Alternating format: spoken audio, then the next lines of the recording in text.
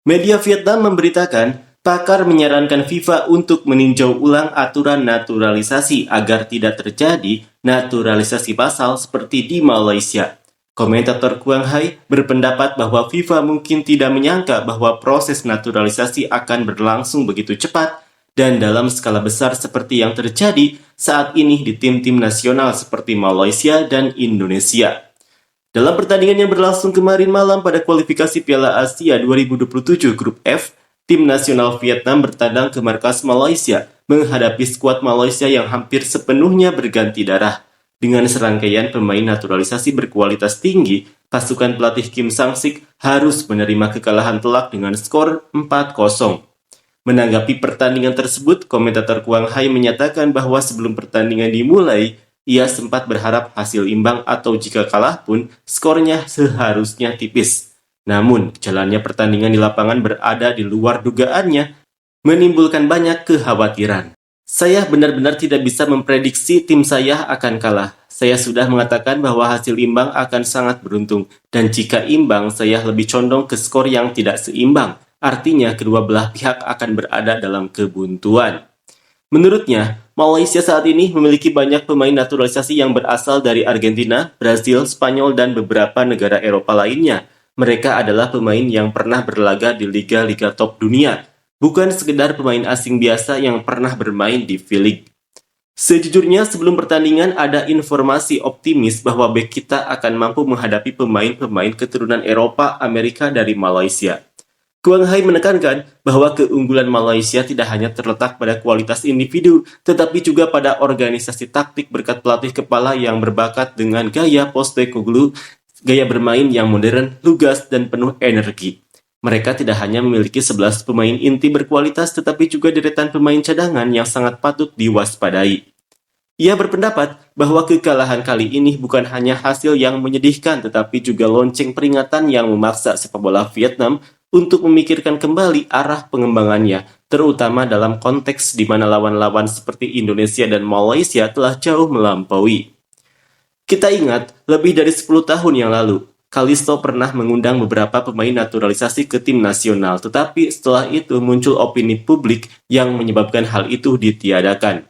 Menurut beliau, Vietnam sempat lambat bereaksi ketika Indonesia mulai melaju pesat. Baru sekarang kita memulai lagi proses naturalisasi dengan hadirnya nama-nama seperti Nguyen Philip, Swanson, dan Quang Vinh. Namun, jalan untuk mengejar ketertinggalan dari para pesaing masih sangat jauh dan tidak jelas. Nanti kalau Malaysia bermain melawan Indonesia, saya punya firasat Indonesia juga tidak akan sanggup menandingi. Quang Hai mengungkapkan kekhawatirannya tentang masa depan menghadapi Malaysia bahkan untuk pertandingan leg kedua pada 31 Maret 2026 di Stadion Maidin. Ia mengaitkan hal ini dengan kekalahan dari Indonesia di kualifikasi Piala Dunia yang lalu untuk memperingatkan bahwa peningkatan kekuatan lawan terjadi dengan sangat cepat dan efektif. Saya pikir begitu, sebenarnya kita sudah mengalami hal ini dengan Indonesia. Beliau menegaskan bahwa Malaysia dengan pelatih Peter Klapowski yang memiliki banyak pengalaman dengan model tim nasional multi-etnis seperti Australia akan semakin maju dalam waktu dekat. Sekarang, Malaysia pasti akan menjadi jauh lebih kuat setelah pertandingan pertama ini. Oleh karena itu, menurutnya pintu untuk lolos belum tertutup sepenuhnya, tetapi untuk memupuk harapan tim nasional Vietnam perlu menang besar melawan Malaysia di leg kedua. Sesuatu yang sama sekali tidak mudah mengingat lawan akan semakin kuat. Jadi, sebenarnya tidak bisa langsung dikatakan sekarang pintu ke Piala Asia sudah tertutup rapat. Dari kenyataan ini, beliau berpendapat bahwa FIFA dan AFC harus serius meninjau kembali peraturan terkait naturalisasi pemain agar tidak setiap negara bebas menerapkan secara sembarangan yang dapat menyimpangkan arah perkembangan sepak bola. Saya juga berpendapat bahwa melalui cerita-cerita ini tidak hanya saya pribadi, tetapi FIFA atau AFC juga perlu meninjau kembali masalah naturalisasi. Mengenai performa tim nasional Vietnam melawan Malaysia, komentator Quang Hai berpendapat bahwa kekalahan ini bukan karena kesalahan pelatih Kim Sang-sik atau para pemain, melainkan karena jarak dalam kualitas dan kekuatan skuad. Terutama, skuad Vietnam terpengaruh oleh banyak cedera dan kekurangan personil kunci di lini pertahanan. Babak pertama, menurut saya tim sudah bermain sebaik mungkin. Ia menegaskan bahwa jika tidak memilih gaya bermain bertahan yang aman, tim bisa saja hancur sejak babak pertama. Meskipun ada harapan di babak kedua, kesalahan dan cedera membuat situasi pertandingan menjadi lebih tidak menguntungkan, sementara itu lawan semakin bersemangat dan efektif seiring berjalannya pertandingan. Namun, karena kesalahan dan cedera, hasil yang tidak diinginkan pun terjadi.